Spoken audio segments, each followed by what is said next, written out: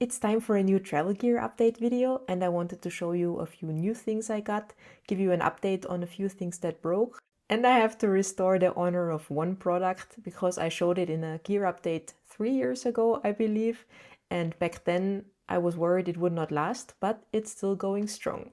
Many of you always ask for the links, so I put them already in the description. And if you know any gear that you can recommend that you think I would enjoy to travel with, then just let me know in the comments. So let's start with my new gear. The first new travel gear that I started using a few weeks ago now is the Human Gear Go Tubs.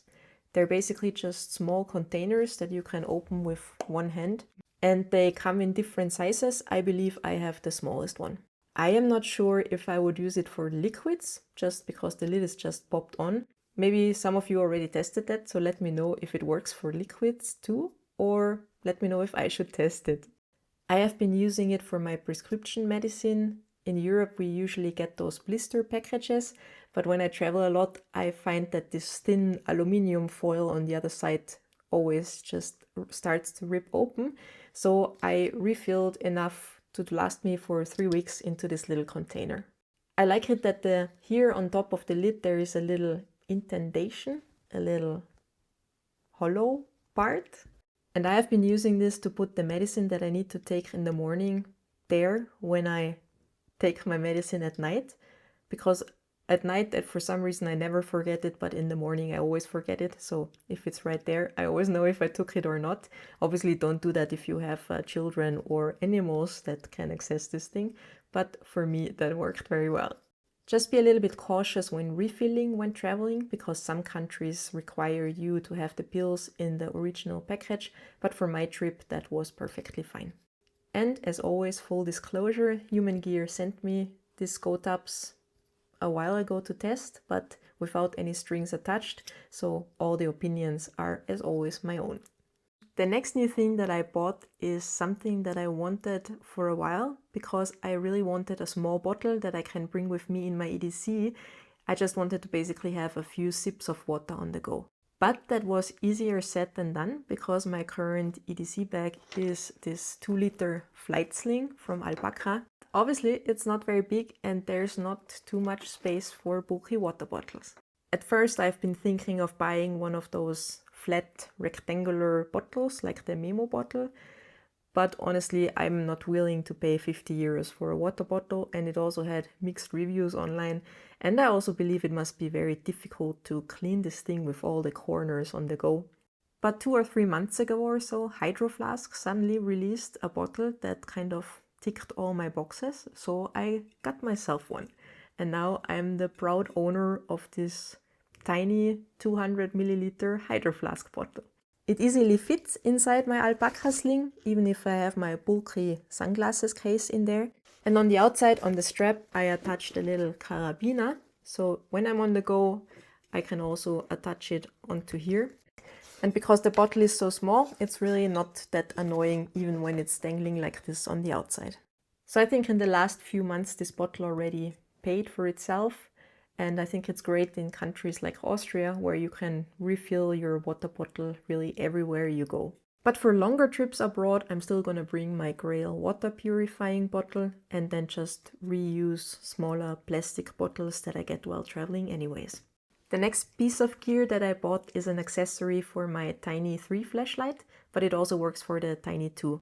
There's so many situations when traveling where a little flashlight is super useful, but apart from that, I really use it every night. Doesn't matter where I am, when my husband is already sleeping at night and I'm still up reading. And recently I have found another use for my flashlight because of one tiny accessory.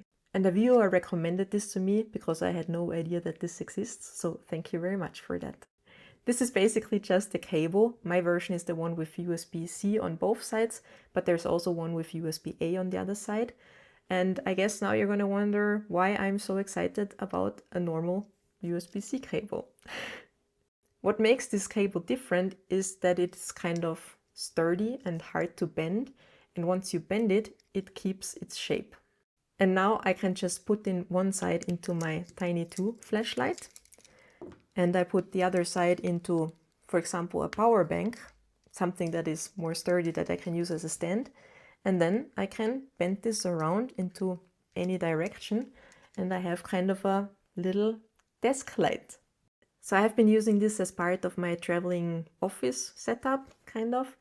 At the moment, I'm trying to be a little bit less in front of my screens, so I try to not spend all day long in front of my iPad.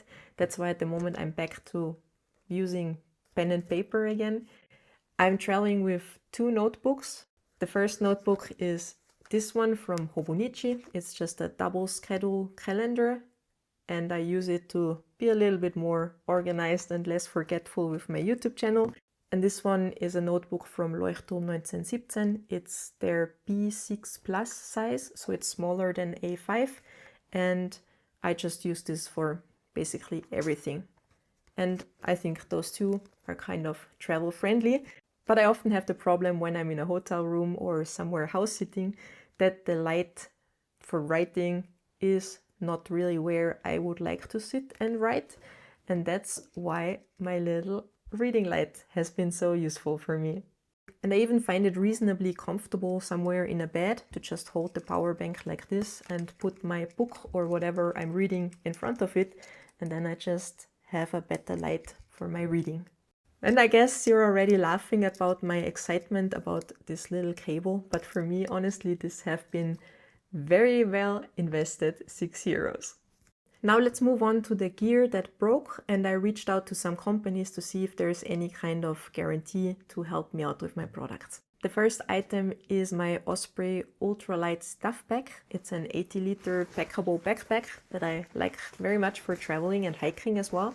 But I recently lost one part of the chest strap, so one part of the buckle is gone. I thought the backpack is much more comfortable to carry it with the chest strap, so I reached out to Osprey because I wanted to see if there's any way that I can purchase this replacement part. And at first I sent an email to their customer support, and then they replied and just forwarded me to an online form. And then I had to fill it out several times because every time I wanted to send it, the whole thing just crashed and deleted the data that I had already put there. So after half an hour of trying that, I was extremely annoyed, and I really thought to myself, well, they better have a replacement part for me, so I did not waste all my time for nothing. So I still don't understand why I can't just send them an email. But to my surprise, a few weeks later, I received a letter, and inside that letter was a brand new chest strap for me, free of charge. So I guess that was a kind of happy end. I also have an update on the Matador refillable toothpaste tubes. In one of my gear update videos a few months ago, I showed you that basically the back closure broke. There is a little stick inside the closure and it broke off, and I read online that other people as well had that problem. And I also think that this part seems to be quite fragile, to be honest. So I reached out to the online store in Germany where I bought them, and they immediately refunded me my money. Now, I assume that is because of the European customer rights and not really because of the goodwill of Matador, but I also reached out to them afterwards to just ask if I would be able to buy any replacement parts for these toothpaste tubes.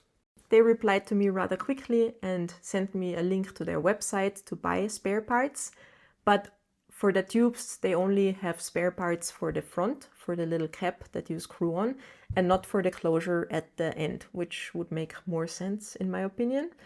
But I guess they don't want to sell that replacement part separately, because then we could just use it on any tube and would not have to buy this little pricey tubes.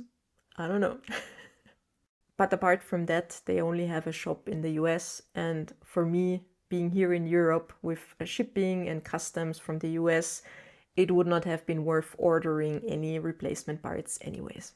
Another thing that broke on me were my sleep buds. I have the Soundcore A20 sleep buds, and I use them every night for sleeping. For me, they're especially great when I'm traveling with all the loud noises around, and also with my snoring husband.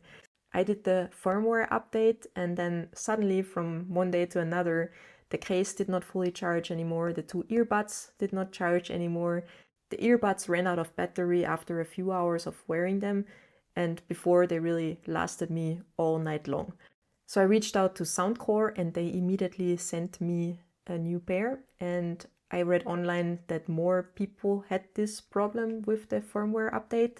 So if you updated to the version 1.57 and you notice any troubles you did not have before, then it may be worth talking to Soundcore. And now let's talk about the product where I really have to restore its honor, and that's the Peak Design packable tote bag.